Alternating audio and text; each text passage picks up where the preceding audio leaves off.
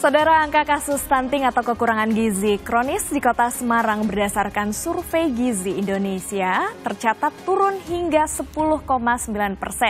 Penurunan angka stunting ini merupakan buah hasil positif dari berbagai upaya yang dilakukan pemerintah Kota Semarang dalam percepatan penurunan stunting.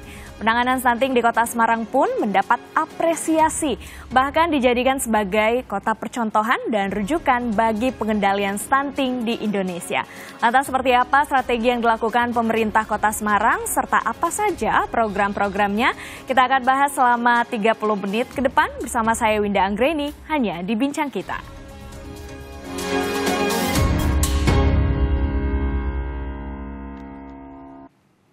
Untuk membahasnya sudah hadir narasumber saya pada pagi hari ini Wali Kota Semarang Ibu Heverita Gunaryanti Rahayu atau yang akrab disapa dengan Mbak Ita. Betul ya Bu Wali? Betul, Selamat Mbak pagi, apa kabar? Baik, alhamdulillah Mbak Wida. Terima kasih, selamat datang di Bincang Kita. Terima kasih. Pertama-tama saya ingin mengucapkan terlebih dahulu apresiasi yang telah didapatkan oleh pemerintah Kota Semarang sebagai daerah penanganan stunting dan layak anak pada puncak perayaan HUT ke-12 Kompas TV. Selamat ya Ibu ya. Terima kasih Mbak, ini sebagai apresiasi juga untuk seluruh masyarakat Kota Semarang karena keberhasilan ini bukan hanya dari kami, dari pemerintah Kota Semarang, tetapi tentunya juga seluruh masyarakat yang bergerak bersama untuk stunting ini bisa turun di Kota Semarang. Berbicara mengenai stunting di Kota Semarang, saat ini seperti apa jumlah kasus stunting yang ada di sana? Ya, alhamdulillah hari ini ya sampai saat ini stunting ini sudah turun terus-menerus di Kota Semarang. Pada tahun 2022 yang lalu masih mencapai sekitar 3.600 anak yang stunting. Kemudian per kemarin ya kita kalau bicara kami ini selalu mereview setiap bulannya Mbak. Jadi alhamdulillah di tahun atau di 2023 dan bulan Agustus kemarin ini sudah di angka 1060. Jadi 1006 kasus anak stunting dan ini kita harapkan turun terus-menerus untuk bisa habislah di Kota Semarang ini Mbak gitu. Tiap bulan dicek dan terjadi penurunan, tapi sebenarnya untuk faktor-faktor yang menjadi penyebab terjadinya stunting di Kota Semarang itu sebenarnya apa Ibu? Ya sebenarnya faktor itu kan ada 3 Mbak. Jadi kalau stunting ini yang pertama tentunya adalah faktor gizi. Jadi pemenuhan gizi terhadap anak-anak. Sebenarnya kalau gizi ini pun juga tidak melulu kekurangan gizi, tetapi kadang-kadang orang tua ini tidak tahu apa sih yang menjadi asupan gizi untuk anak-anak kita. Kemudian yang kedua adalah pola asuh. Jadi mungkin kayak kita yang sebagai orang tua yang pekerja perempuan gitu ya, itu biasanya kadang-kadang kan kita titip ke orang tua kita atau mungkin ke pengasuh dan sebagainya. Kemudian yang ketiga adalah sanitasi.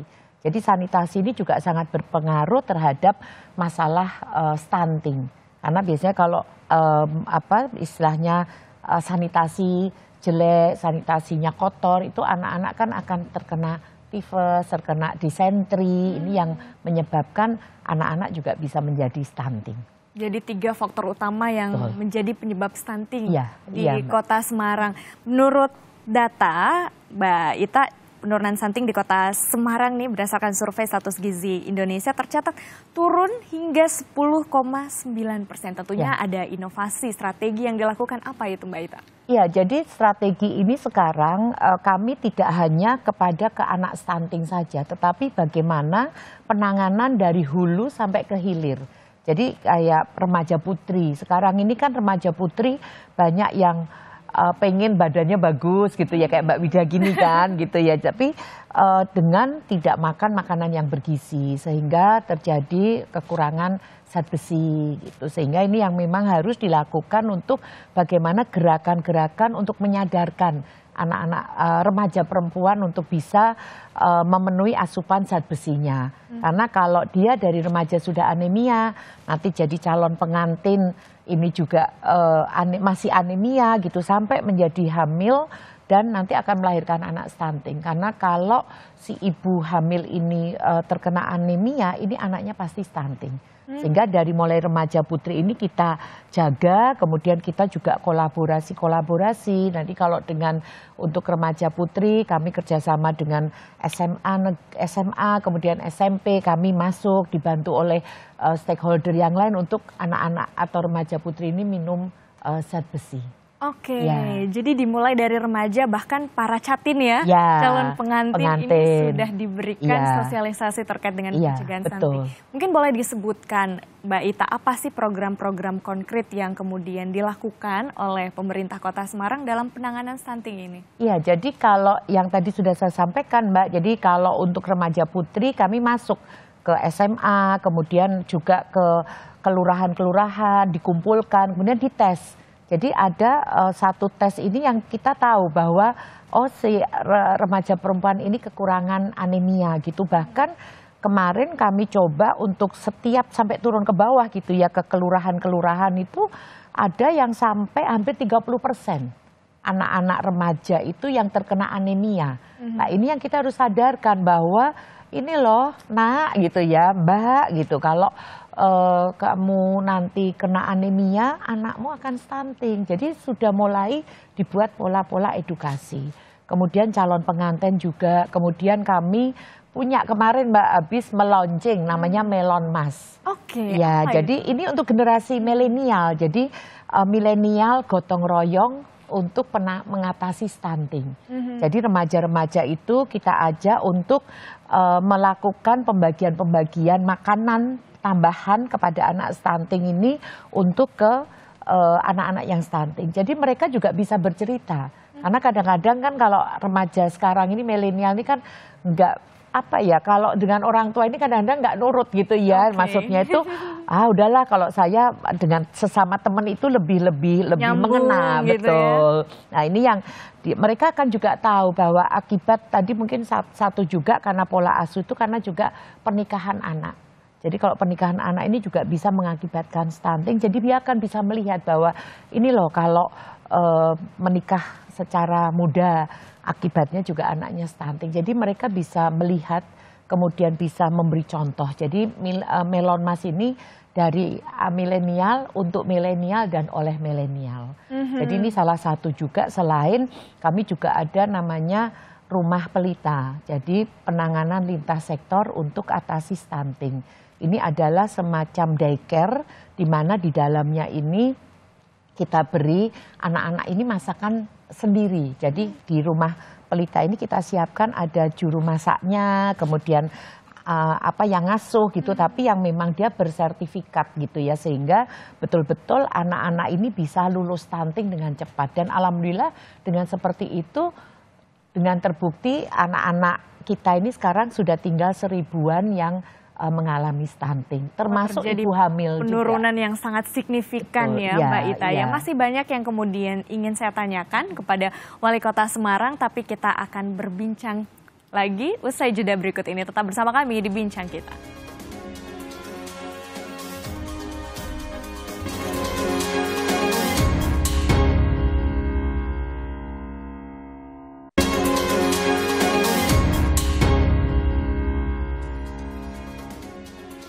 Terima kasih Anda masih bersama kami di Bincang Kita, dan tentunya saya masih bersama dengan Mbak Ita, Wali Kota Semarang. Tadi sudah disebutkan salah satu langkah dan upaya yang dilakukan adalah dengan adanya Rumah Pelita dan juga daycare. Dan ada lagi nih, katanya ada buku menu khusus ya untuk pencegahan stunting. Benar nggak sih Bu Wali, itu kayak gimana? Iya betul Mbak, jadi itu adalah kami ini betul-betul disupport ya dengan penurunan stunting tadi itu, salah satunya oleh Presiden kelima Republik Indonesia, Ibu Megawati Soekarno Putri. Jadi beliau itu meminta atau beliau mempunyai resep-resep zaman dulu itu ya yang bisa terpenuhi gizinya, kemudian bisa diaplikasi di semua tempat gitu. Kemudian kami tuangkan di buku menu resep-resep Megawati Soekarno Putri untuk penanganan baduta dan ibu hamil. Ini yang kita terapkan Mbak, jadi sangat luar biasa menu dari Ibu Mega ini untuk dipakai, diimplementasikan di anak-anak yang stunting. Kami sudah mencoba ini yang jelas-jelas terbukti gitu ya Mbak ya. Jadi di Rumah Pelita ini setiap hari mereka dimasakkan dengan menu-menu tersebut. Dan alhamdulillah ada 2 sampai 3 bulan anak-anak ini lulus dari stunting. Bahkan naiknya berat badan tuh 3 bulan ini sampai 1,5 kilo. Kemudian tinggi, jadi kan memenuhi juga ya kalau anak-anak stunting ini mohon maaf kan pendek gitu ya. Jadi memang tingginya ini tidak seperti anak-anak normal yang lainnya gitu, sehingga dari situ dari 2 sampai 3 bulan mereka juga tinggi badannya 1 sampai 1,5 cm.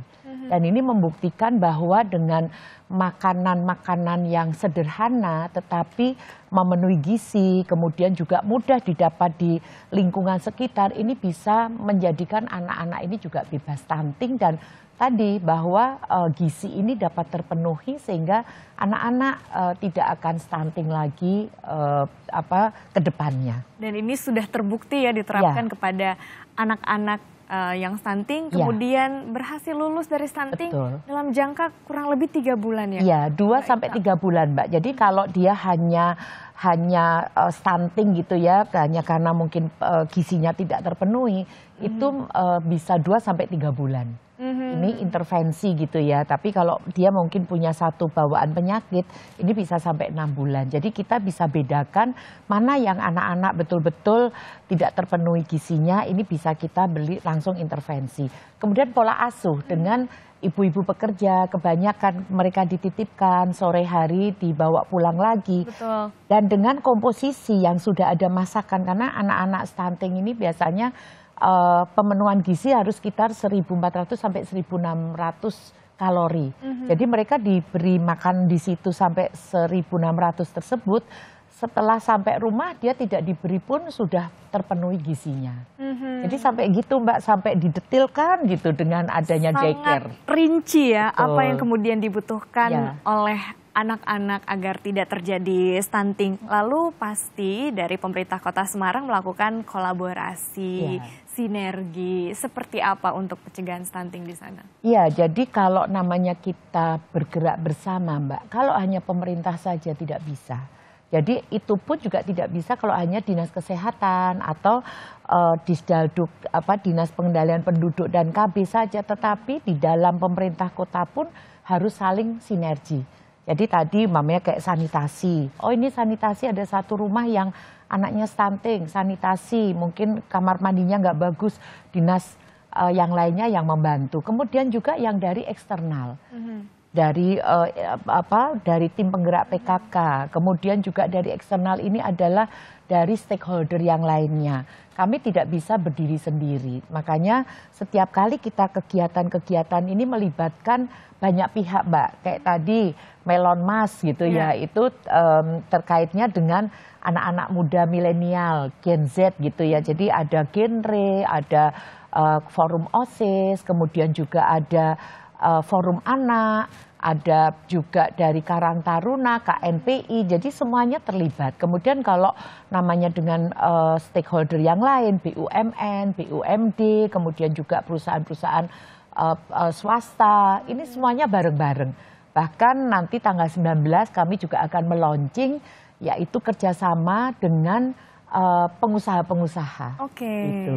Jadi betul-betul bersinergi, berkolaborasi bersama-sama ya dalam pencegahan stunting. Tapi apakah memang ini difokuskan untuk remaja dan anak-anak muda saja, Ibu Wali? Iya, enggak Mbak. Jadi kami banyak sekali gitu ya. Contoh kayak yang daycare tadi, kami melibatkan dari BUMN, BUMD karena ada asupan atau pemberian makanan tambahan. Terus terang kalau kita hitung dengan memberikan makanan tambahan kepada anak stunting, ini 3 bulan kami mengeluarkan anggaran 3 miliar. Sehingga kalau semuanya harus terpenuhi, ini kan anggaran pemerintah kadang-kadang kan tidak bisa hanya untuk makanan tambahan. Sehingga nanti di tanggal 19 kami meluncing namanya Cempaka. Jadi kerjasama dengan pengusaha cegah stunting, berkolaborasi dengan pengusaha. Jadi kami itu dari hotel, dari restoran, kita ajak untuk memberikan makanan tambahan di wilayah masing-masing mereka berdiri atau berusaha. dan kami bareng-bareng kemudian dimasak gitu ya, kayak di hotel contohnya dia yang masak, dan yang membagi ini adalah anak-anak muda dari Melon Mas.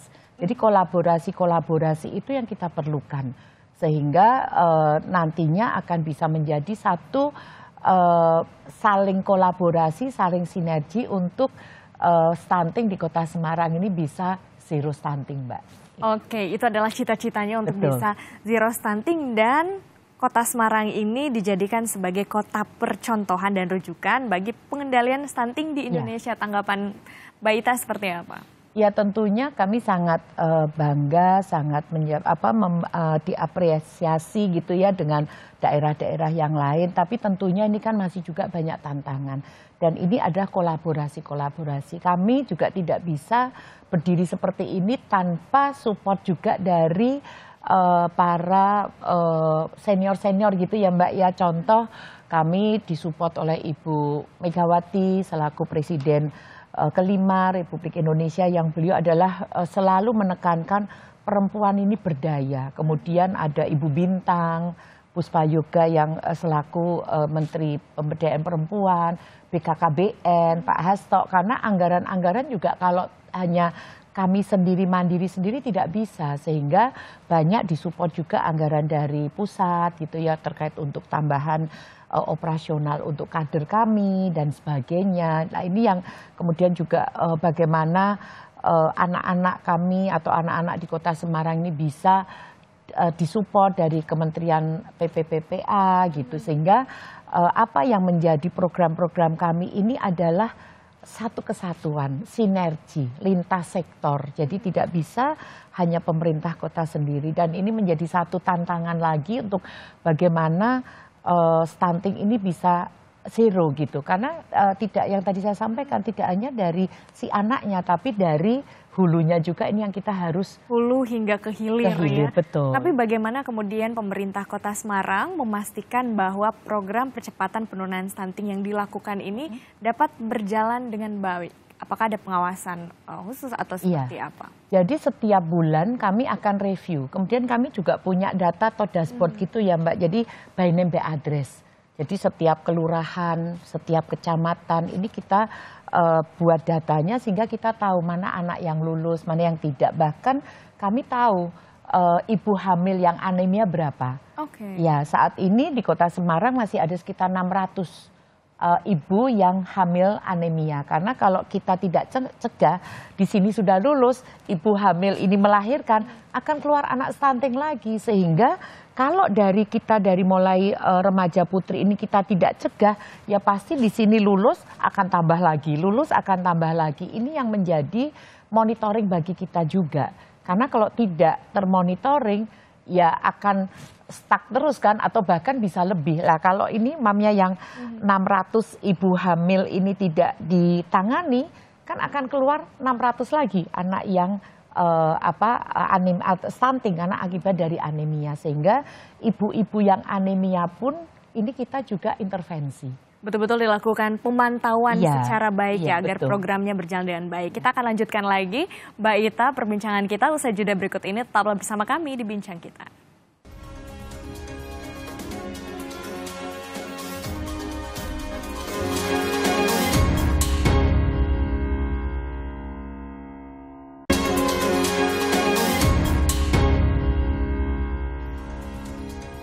Anda masih bersama kami di Bincang Kita, dan tentunya saya masih bersama dengan Wali Kota Semarang, Mbak Ita. Wali Kota berprestasi tentunya khususnya dalam percepatan penanganan stunting. Salah satu yang kemudian didapatkan ini pialanya, pemirsa Kompas TV, adalah apresiasi daerah penanganan stunting dan layak anak dalam puncak perayaan HUT ke-12 Kompas TV. Apalagi prestasi yang kemudian diraih? Ya, salah satunya juga ini untuk yang namanya Pelangi Nusantara, Mbak. Jadi ini adalah penanganan juga one stop service ya gitu ya. Tapi ini bukan ke daycare, tapi bagaimana anak-anak kecil, anak-anak SD, SMP itu diedukasi dengan kebun gizi namanya. Jadi mereka bisa melihat mana yang mengandung gizi, mana ikan juga yang mengandung gizi, ada peternakan ayam dan sebagainya. Jadi ini mendapatkan dari Kementerian Kesehatan. Kemudian yang baru lalu juga dari Indonesia Award untuk terkait juga stunting, perencana pembangunan daerah ini kami juga menampilkan terkait juga penanganan stunting, sehingga mungkin masih banyak lagi Mbak yang penghargaan dan alhamdulillah yang terbaru dari Kompas TV. Tapi tentunya ini adalah satu juga menjadi supporting kami untuk kami bisa bergerak lebih cepat. Syukur-syukur nanti kalau di 2024 sebelumnya sudah zero stunting sangat-sangat luar biasa. Jadi kami memang selalu menekankan kepada seluruh masyarakat untuk kita bergerak bersama untuk cegah stunting. Nanti mungkin kapan-kapan Mbak ke Semarang untuk ngeliput daycare-nya Kota Semarang. Kita nanti jalan-jalan ke sana ya, Mbak Ita. Nah, kan nanti di 2024 salah satu targetnya adalah zero stunting. Seperti apa optimismenya?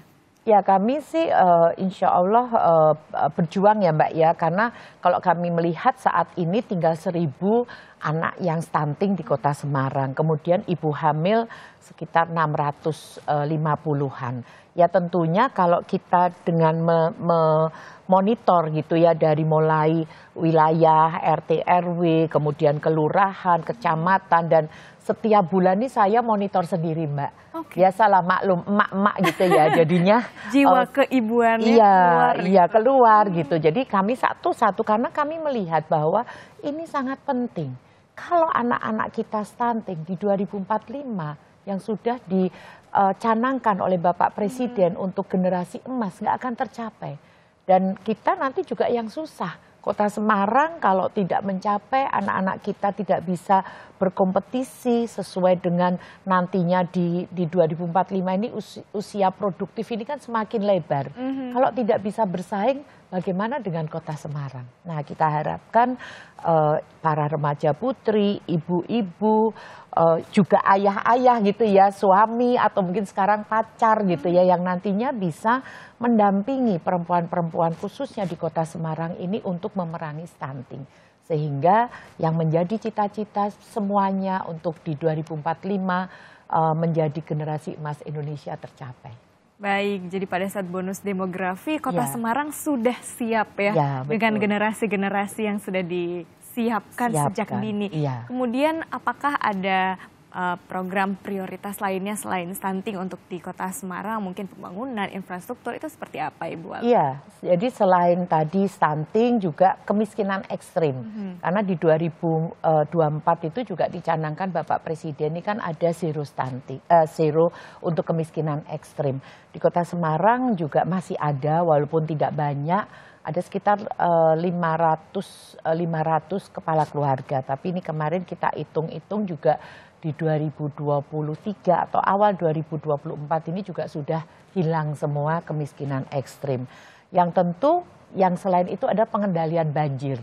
Kota Semarang ini kan dulu julukinya kan Semarang kali ini banjir. Nah, jadi ini adalah pembangunan saat ini sudah dibangun, ada sitpel untuk tanggul laut, kemudian penambahan rumah-rumah pompa, kemudian perbaikan drainase saluran-saluran, sehingga diharapkan di 2023 akhir, biasanya kan November, Desember, Januari ini musim hujan yang airnya ini seperti kemarin tahun lalu ini kan di 13 kabupaten kota di pesisir ini kan terjadi banjir rob. Jadi udah dicegah sejak dini, apalagi udah bentar lagi nih musim hujan. Betul, ya Mbak Ita. Terakhir nih, apa pesan ataupun juga harapan yang ingin disampaikan ke pemirsa Kompas TV ataupun juga warga Kota Semarang? Ya tentunya tadi kami berharap yang pertama ini adalah kami sumbangkan kepada masyarakat bahwa mendapatkan apresiasi penghargaan lagi, dan tentu harapan kami adalah bagaimana kita tetap berkolaborasi, tetap bersinergi, tetap bergerak bersama untuk bagaimana tadi yang saya sudah sampaikan tadi Mbak, penanganan untuk stunting, kemiskinan ekstrim, untuk infrastruktur ini bisa bagaimana menjadikan Kota Semarang ini semakin hebat. Baik, terima kasih Mbak Ita sudah hadir di bincang kita pada hari ini. Sukses untuk percepatan penanganan stunting di Kota Semarang. Terima kasih atas kebersamaan Anda, saudara. Saya Winda Anggreni, pamit undur diri. Sampai jumpa.